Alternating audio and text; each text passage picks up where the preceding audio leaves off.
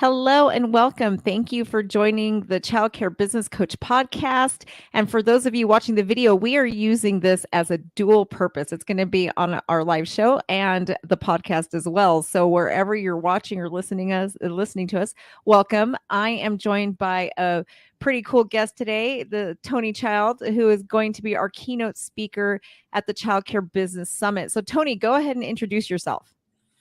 Well, I am super excited to be with you here in a few weeks. So it's going to be an incredible event. I'm excited to be able to join you. My background, I've got a really unique background. I spent 15 years in banking and lending. Most people don't know that, but that's where I come from. So I'm very left brain, very analytical, and I'm also very right-brained. I now teach positive psychology all over the world and the power of the mind and mindset and the power of our subconscious mind. While at the bank, I attended a workshop, and the workshop was based on the power of positivity. And I walked into this workshop. So the bank would send me around to different workshops. I'd bring back information. I would share it at the bank. I would create programs and I would create presentations that I would then go share. Well, I went to a presentation out of Harvard based on the book, The Happiness Advantage by Shawn Achor. And the very first thing that the presenter said was, if you change the way you see things, then the things you see will change.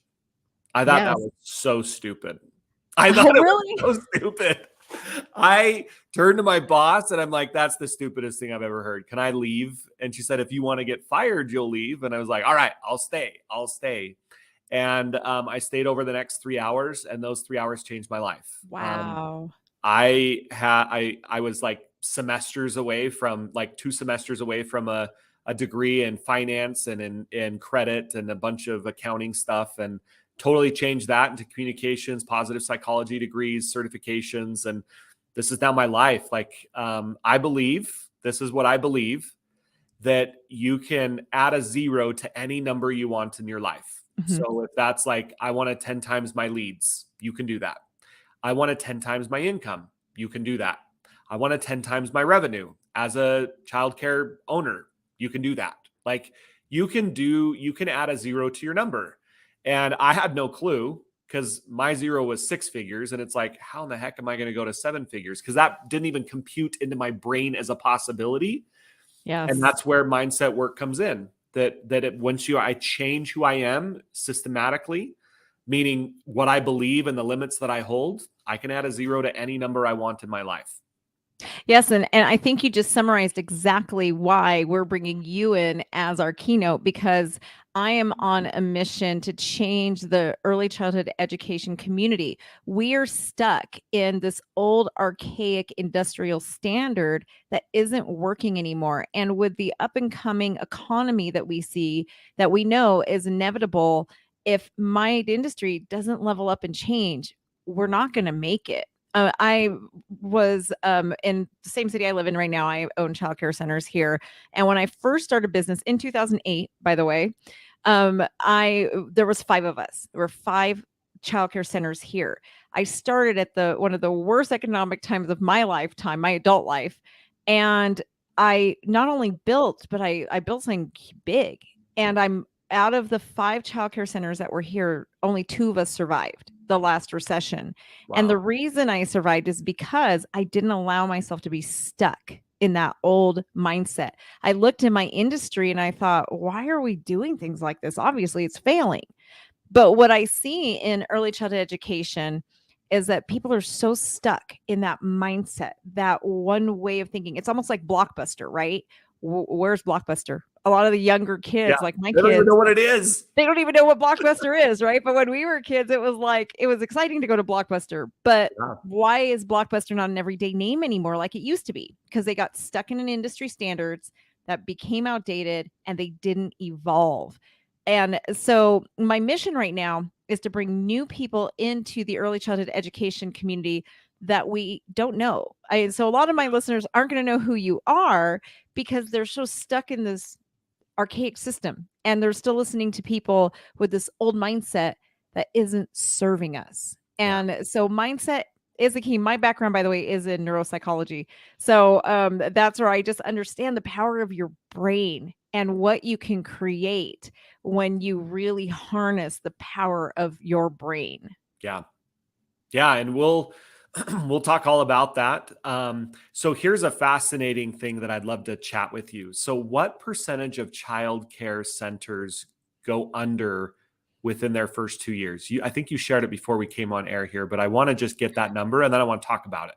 80% of childcare centers go out of business within their first 2 years in business. And of somebody like me, I originally had built my career on going in and buying those centers. Like Yeah. when there was an owner about to hit that bankruptcy point, I would swoop in. My current childcare center that I'm in now, I bought it so cheap. And that's what I basically did. I bought them really, really cheap, and then I would fix them and turn them. Now, instead, I didn't like that. So now I help owners figure out how. So here's my overcome that. question though. Here's my point that I want to share with you.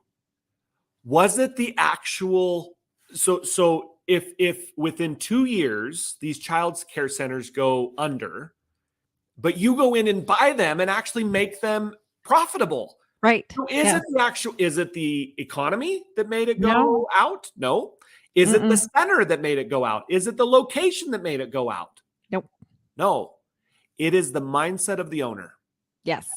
Yep. That is it. Absolutely. It Absolutely. is the mindset of the owner. Yes. And we hear the same things as a business coach in this industry. I hear the same things. Well, parents can't afford me. I can't afford to pay employees good enough wages. All of these excuses and this victim mentality that they're stuck in. And I'm like, but look at me. Then the city I live in is actually rural Nevada, small, kind of a very low income town. Yet I charge, like my nearest competitor to me, I charge a lot more. I mean, some of my competitors, I charge $50 a week more, and I have a 1,300 child wait list. Wow. And yes, 1,300 children. I have people that drive from neighboring cities to bring their children to my childcare center, but it is mindset. It's who I knew I needed to become. And then by that, and first I'll mention it's me. It starts with me as the leader, and then it trickles down to my staff, my program, and everything. So I have a philosophy that I think that is the reason why, because it's not just this industry. It's like all small businesses. Yes. You know, that's not just an industry of child care centers. That's like industry wide. You know, I think the statistic actually is 80% of small businesses go under within their first 2 years of going into business. Yep. And I believe that it's because of a person's definition of success and failure. Ooh, I like that. I believe that is the single greatest reason why they go under within 2 years. So here, like if I were to ask 100 people on the street, Evelyn, if we were to go on the street, you and I, we were to interview 100 people and we were to ask them like, hey, what's your definition of success? Yes. What do you think would be the average answer? Like if we were to take all the answers of what people would give us, what would be the overwhelming answer people would give us of their definition of success? What do you think? It would be income. It would be where a person's socioeconomic status lies, basically. Okay. So that may be like, hey, if I'm getting a specific income, then I'm successful, right? Mm-hmm. Yes. I would even make it simpler. I have this desired outcome and I achieved it.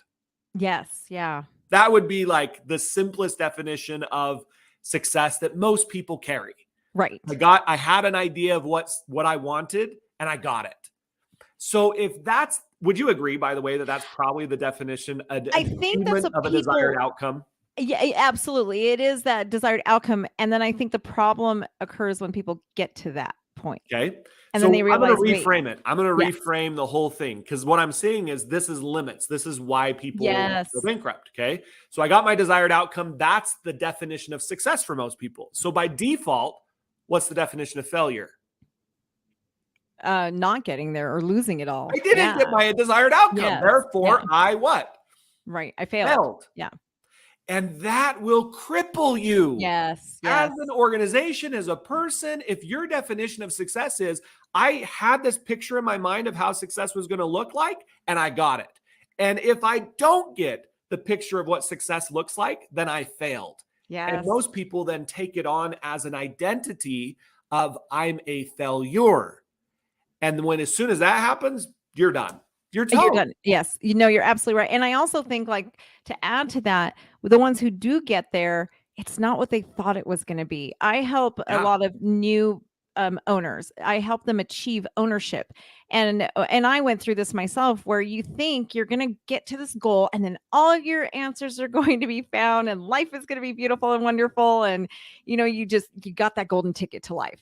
But then you get there and you're just like, okay, this isn't what I thought it was going to Yeah. be. This doesn't make my life easy all of a sudden, and it didn't pave my way like I thought it would. And you realize that, first of all, it's not what you think. Secondly, it takes work to maintain. And Yeah. I think that's the other way. Either if they get stuck in that failure trap and think, well, I tried, I can't do it, or they get it and it's not all it was cracked up to be. Yeah. Yeah. So the best definition of success I've ever heard comes from an old dude named Earl Nightingale. He was in the 50s. He was like a first podcaster. That's what I could say. He's like one of the first podcasters. He won an Emmy for it. He wrote a podcast called The Strangest Secret. Oh, And if you go to YouTube and you just YouTube The Strangest Secret by Earl Nightingale, it's like 1952. It won a bunch of awards. It's just this nice deep voice as he gives this monologue for 30 minutes about success. oh, okay. And he was kind of the godfather of personal development. Besides Napoleon Hill, Yes. he then taught Lloyd Conant, and Lloyd Conant Wow. partnered with Earl Nightingale, and those two were really the catapulting of all the personal development you see today. Those two were like the people that started it. Oh, And wow. Earl Nightingale said this about success: it's the progressive realization of a worthy ideal. Now, Oh, worthy ideal, the way I would define that, as a dream, a yes. vision, something that is way beyond me, and it's the progression towards a dream. If you're progressing towards a dream, you're succeeding, period. And so could failing be progression? Yes, If absolutely. Yeah. Yes, because we learn every time something doesn't work. It's like, okay, that didn't work. Let me try something else. As long as I get back up, Yes. I'm progressing, right. and therefore I'm succeeding. And Right. so, are you familiar with Sarah Blakely? Yes. Okay. Most of my women that I know in my life are familiar with Sarah Blakely, right? Most men have no clue who she is.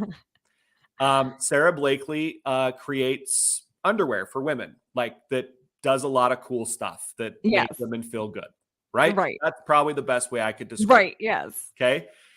She started her business as a fax salesperson that she would sell door to door for business. Wow. That's how she started. Wow. I had no idea. And she was looking in the mirror one day. She was wearing white tights and did not like what she saw. Okay. Yep. You know what I'm talking about. Yes, Like all I my do. women out there know what they're Yes. talking about. Look into the mirror. It's like, I Especially the don't white. like this. Yeah. So she took pantyhose and she figured out how to suck it all in and move Mhm. things around. And she's like, this is really awesome.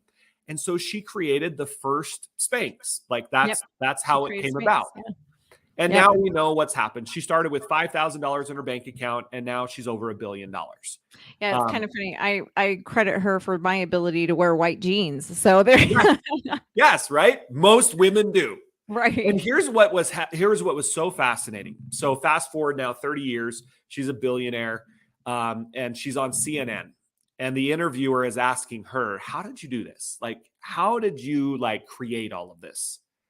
And she said this. She said, when I was a little girl, my dad would bring us around the dinner table, me and my siblings, and we every week would have to bring our failure of the week, meaning the things that we did that we totally bombed. You know, we tried out for the play and we totally screeched the top note and it was awful. We tried out for the baseball team and whiffed 10 times. Like, we'd have to bring our failure of the week and then we would celebrate it. Wow. We would give high fives to each other about our failures of the week. And then she said this. She said, I didn't realize it at the time, but my dad was reframing my definition of failure from outcome to simply not trying. Yes. Oh, wow. That's amazing. That is so profound. Yeah. So look, like, if you're out there and you're like, okay, what's success and failure? Success is simple.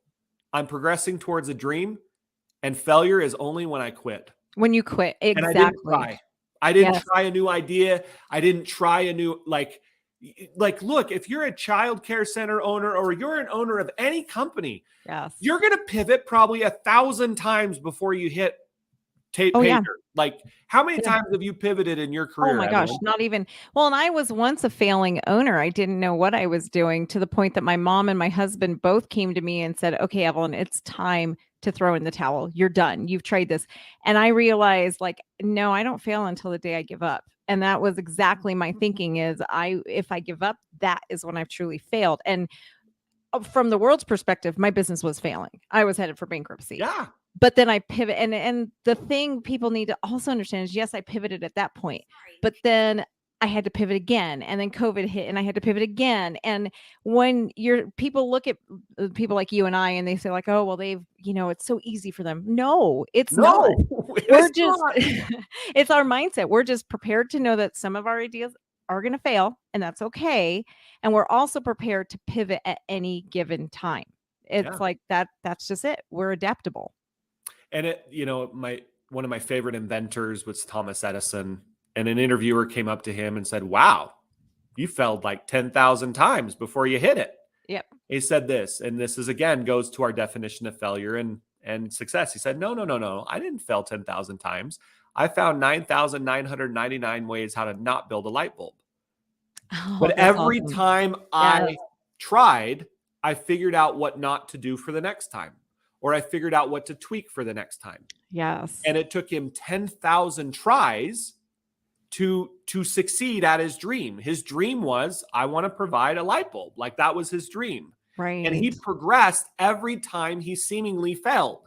Yeah. Every time he didn't get light, he succeeded, because Right. he tried again, and he tried Yeah. again, and he tried again. And he didn't give up. That was the key. The other thing, when I was 19, my biggest influential thing, I think, was I read Stephen King's his autobiography.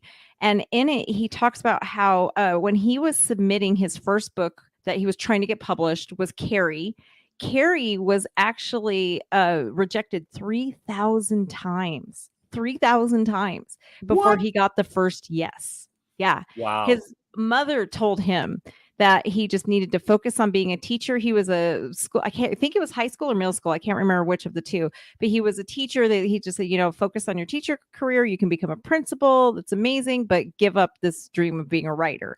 His mom didn't have that in him. And he talks about in the book how he wishes that she would have lived to see, but even after she died, he still kept on going and kept on going. And eventually he got that first publication. And he talks about how once that happened, it was just like this snowball effect. He got the movie deal. And I mean, we all know Stephen King, and we don't think of a person like Stephen King as someone who had to submit 3,000 times before he got that first yes.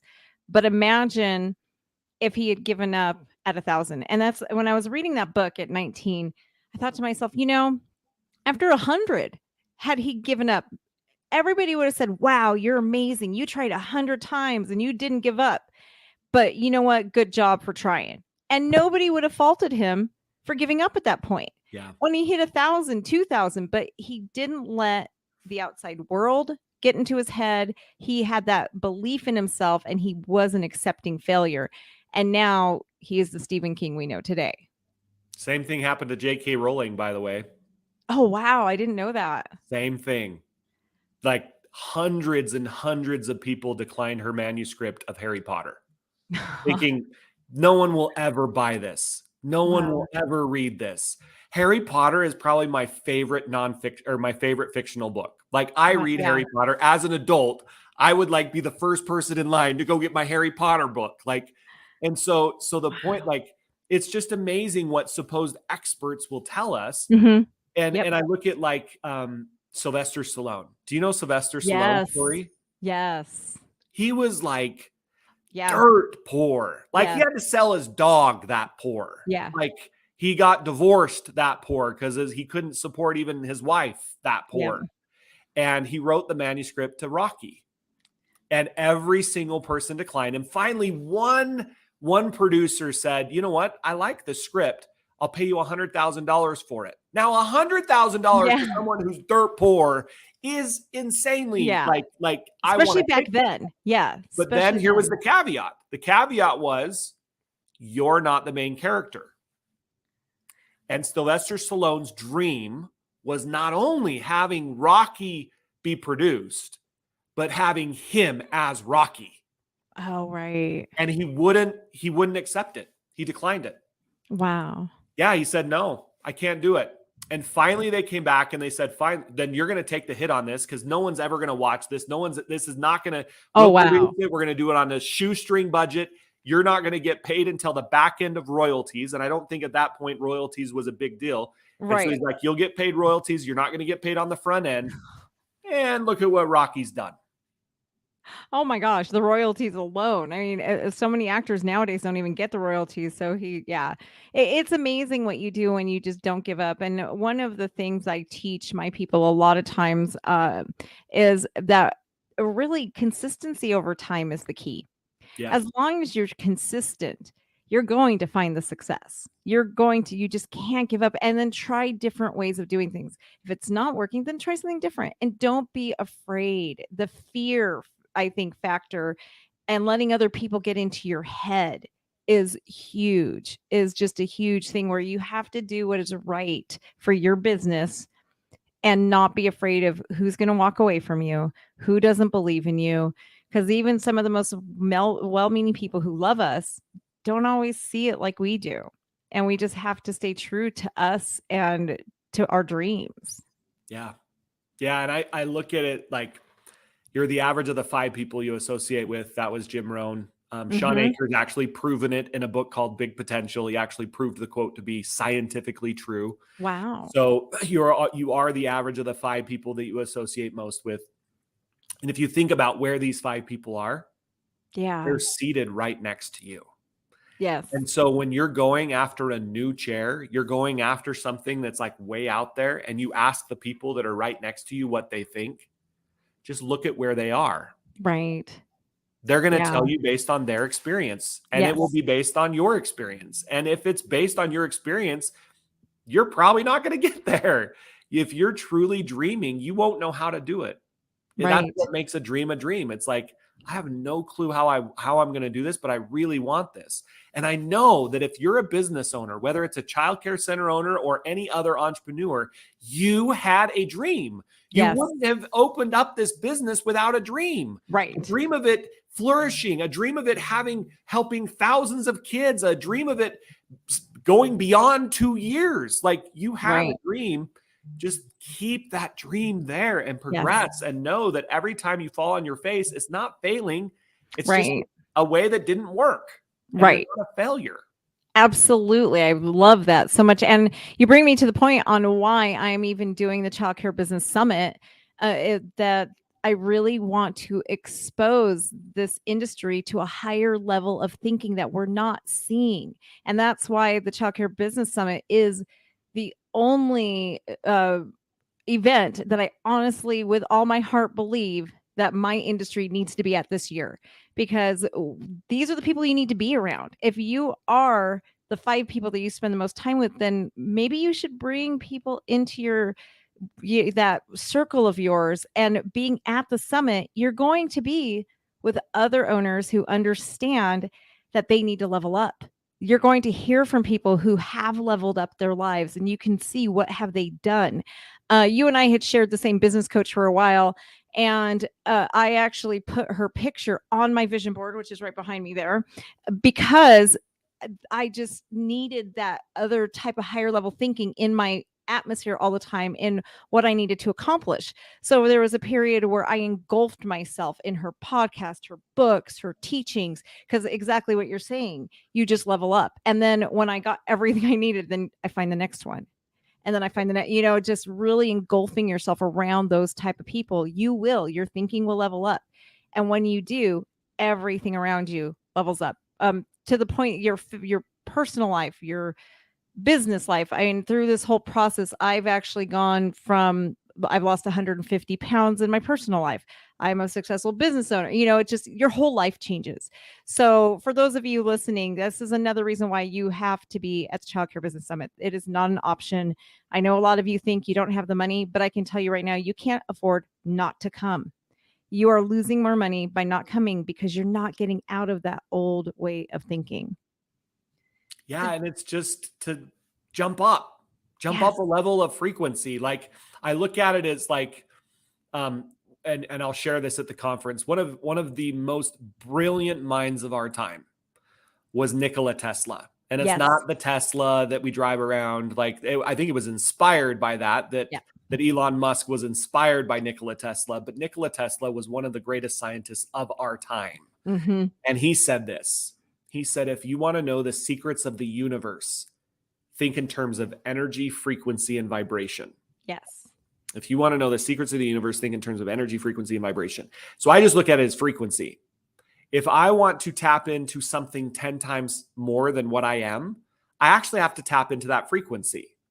I can't be on my same frequency and expect that I'm going to make 10 times more. It just won't happen.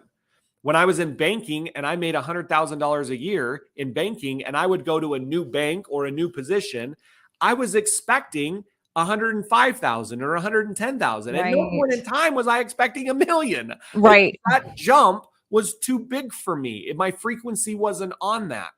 And so if I were to ask you, like, Evelyn, is there country music playing in your room right now? Yes or no? No. The answer is actually yes. Oh. You just can't hear it because you're not tapped into the frequency of it with a radio. But if you turned your radio on right now and you turned your radio dial to whatever the country music station is in Nevada, and you turned your radio dial to that, guess what? You'd be hearing country music in your room. Now, because you can't hear it doesn't mean it ain't real. Right. Yeah. Well, when you tap into it, you can now hear it. Right. And the thing about summits, the thing about events like this is you get to tap into frequencies that are higher than where you are. And the moment you tap into it, you'll get ideas that you won't get any other place. Yes. You won't get them sitting at your desk. You won't get them listening to even podcasts because it's the energy of the room. Right. And that frequency of the room. Y'all know what I'm talking about. Yeah. If you've ever been to an event where like, that was fire, that was on fire. The reason why is because the frequency was really high. Yep. And so that's what I know this event will be. It'll be a very high frequency and your ideas will be through the roof. Right. Exactly. And that's why you really need to lean into it. And that's also why when we're at these events, we're just like these superheroes because we're in the room with all that frequencies coming through us and in us. And that's why, like, when you get home Monday morning, sometimes we kind of lose that. But that's why it's so important to keep up with it as well. Yeah. Well, Tony, this has been absolutely amazing. I cannot wait to be there in person because you're right. I feel the same way where we need to be in person. That's why I'm not streaming this. I thought about making this a hybrid, but we need that higher level of thinking in this industry. We need to step up. I have such a passion for early childhood education and young children that I am on a mission to change this industry, which is why I've gone so far as to trademark the phrase ECE revolution. So I cannot wait. Do you have any final thoughts for me? No, I'm just excited. I'm excited for everyone to show up. I'm going to bring fire. If you enjoyed this podcast, you enjoyed listening, like just imagine another hour of this, yes. And many days. I'll be there the whole time. I'm already booked my flights and I'm going to be there with you, even during all of the other speakers, all the other people. I want to take it all in myself. I'm a student as well. Like I know when I get into high frequency rooms, my brain's going to be going with ideas. And so I'm excited to be there. And I hope you are too.